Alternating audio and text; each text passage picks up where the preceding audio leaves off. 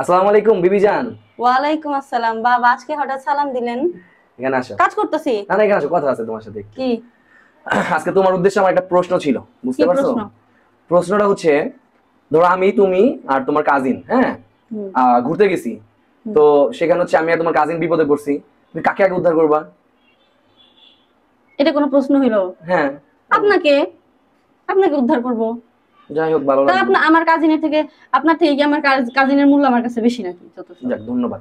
আচ্ছা, তারপর ধরো তুমি, তোমার ফ্রেন্ড আর আমি ঘুরতে গেছি।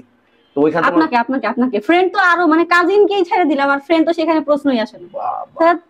আচ্ছা, তারপরে হচ্ছে তুমি, তোমার আপন বোন স্মৃতি আর আমি ঘুরতে গেছি, সেখানে আমি আর স্মৃতি বিপদে পড়ছি, তুমি কাকে উদ্ধার করবা? এটা খেলবো না।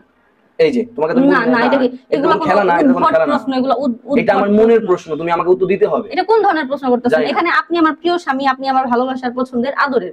আমার ছোট বোন আমার প্রিয় আদরের ছোট বোন। এখন আমি কাউরেই তো বিপদে ফেলতে পারবো না, আমি দুইজনকেই বাঁচাবো। তাই? হ্যাঁ। না, তাহলে হবে না, যে কোনো একজনকে বাঁচাতে হবে। তাড়াতাড়ি বলো, তাড়াতাড়ি বলো, কাকে বাঁচাবো? না, এটা অন্যায়, এটা না, তাড়াতাড়ি বলো, কোনো অন্যায় তোমাকে করতে বলিনি, তোমার যার ভালো লাগে তুমি তাকে বাঁচাও। দুইজনে আমার না হবে না, আদরের। এত কথা কেন তবে বলছো? আমার বোনের থেকে তো, মানে আপনার থেকে তো আমার বোন আমার কাছে বেশি প্রিয় না, তাই না? তাহলে আপনাকেই বাঁচাবো। বাবা, খুব কষ্ট হইলো মনে হইতেছে, তাই না? হুম। আচ্ছা, ঠিক আছে। এরপরে হচ্ছে আমি, তুমি আর আমাদের মেয়ে বাণী ঘুরতে গেছি। আল্লাহ, কলিজায় হাত দিছে। এটা আমি বলবো না।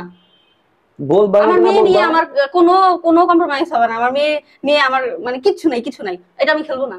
আচ্ছা, তাহলে বলো, দুজনে বিপদে পড়লে কাকে বাঁচাবা? বাণী কিন্তু কেন? এটা কেমনে সম্ভব ভাই? কি অ্যান্সার দিব এটার? বাহ, তোমার কাছে অ্যান্সারই নাই দেখতেছি। না, এখানে তো দুজনেই আমার প্রিয়। তারপরেও কাকে বাঁচাবা শুনি? অবশ্যই আমার মেয়েকে, কারণ আমার মেয়ের ঊর্ধ্বে দুনিয়াতে আমার কাছে কিছুই নেই। আমি এটাই আশা করছিলাম। আমি চাই না যে আমার কথা তুমি বলো, আমি একটু মনও খারাপ করি নাই। অবশ্যই তুমি তোমার মেয়েকে বাঁচাবা। তোমার কি মনে আছে, যখন আমাদের রিলেশন ছিল তখন আমি তোমাকে বলছিলাম যে ধরো আমাদের সন্তান হওয়ার সময় যদি কোনো কিছু হয়, আমাকে যদি ডাক্তার বলে যে কাকে বাঁচাবো, আমি বলবো অবশ্যই আমার বউকে বাঁচাবেন। কারণ হচ্ছে আমার বউ আমার কাছে সবকিছু।